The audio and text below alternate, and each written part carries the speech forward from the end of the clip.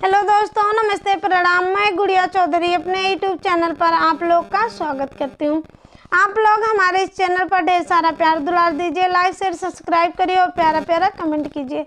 मैं आज आप लोग को मज़ेदार सोहर गीत सुनाने चल रही हूँ, जिसमें देवर और भाभी का नोक झोंक है। आप लोग सुनिए कि देवर अपने भाभी से क्या पूछ रहे हैं और उनकी भाभी जवाब में क्या बता रही हैं।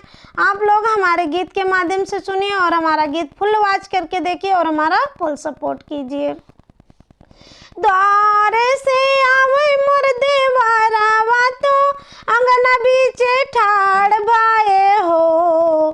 द्वारे से आवे मोर देवरवा तो अंगना बीचे ठाड़ भाए हो। हे भाभी तानिया कबतिया बताओ, पूछा ताला झूला गई हो। भाभी तानिया कबतिया बताओ, पूछता लाज गई हो।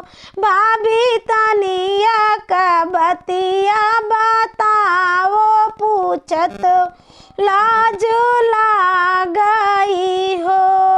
कौने गोटी खेलियो नाई हरवा, तब कवन गोटी ससुरे हो। हे भाभी कवन गोटी खियलू से जरिया, लालना बाड़ा सुंदर, लालना बाड़ा सुंदर, बाबुआ बाड़ा सुंदर हो। भाभी कवन गोटी खियलू से जरिया, बाबुआ बाड़ा सुंदर, लालना बाड़ा सुंदर हो। इटा गोटी खेलो नाई हरवा, पाथर गोटी ससुरे, पाथर गोटी ससुरे हो। देवरू प्रेमा गोटी खेलो से जरिया, बाबुआ बाड़ा सुंदर, बाबुआ बाड़ा सुंदर हो। देवरू प्रेमा गोटी खियलऊ से जरिया, बाबुआ बाड़ा सुंदर, लालना बाड़ा सुंदर, लालना बाड़ा सुंदर हो। क्या करे सांगा खेलियो नाई हरमा, तो क्या करे सांगा ससुरे, तो क्या करे सांगा ससुरे ने हो।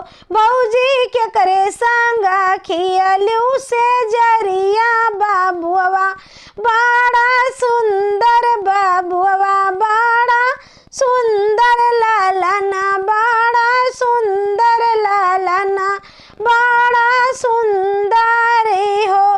भाभी क्या करे सांगा खियलू से जरिया, बाबुआ बाड़ा सुंदर, लालना बाड़ा सुंदर, लालना बाड़ा सुंदर हो।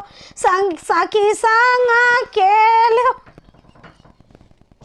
सखी संगा खेलो नाई हरवा, तो ननदी संगा ससुरे, तो ननदी संगा ससुरे हो।